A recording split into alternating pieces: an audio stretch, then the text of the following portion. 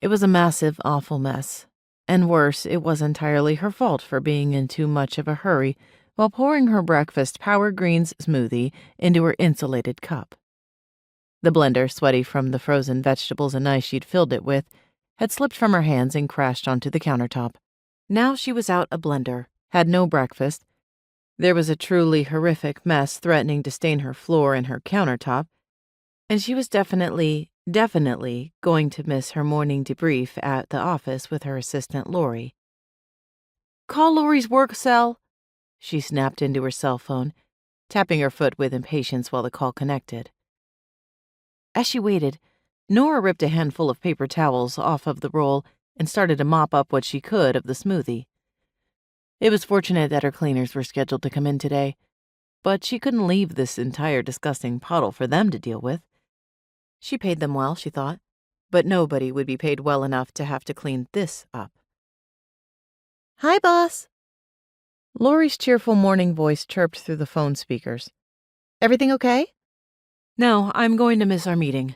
Nora dumped the sodden paper towels into the garbage can and tore off more. "And I'll be very late. I dropped my blender." "Ouch." Lori made a sympathetic noise. "No worries. You don't have any morning meetings besides ours, and I can debrief you over the phone if you call me when you're in your car and on your way. I'll have breakfast waiting for you here, and everything is going to be fine."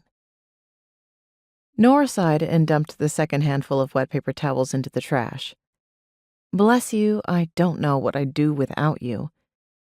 "Suffer," Lori replied cheerily. "Kidding. Slow down, take a deep breath, and you'll be here when you get here. Bye, Lori." Nora was smiling by the time she got off the phone with her assistant. Lori was right.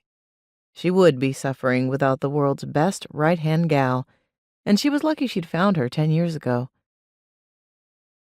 Lori kept her organized and as chill as it was possible for a woman of Nora's age and position to be. It was an age Nora felt as she got down to mop as much green smoothie off of the floor as possible, her knees reminding her that she'd just turned 40. She grimaced.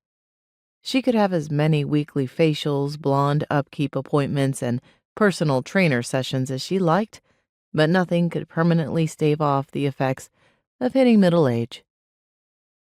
Still, she reflected as she stood and successfully tossed the final clump of towels into the garbage can. At least she could get down on the floor still, and back up again. She didn't need assistance with that. Not that there was anyone around to assist. And there hadn't been for a while. Nora shook her head to clear it and hustled off to her bedroom so she could slip into her favorite charcoal gray Prada suit. She was going to be late for work, but she would be absolutely perfectly put together no matter what.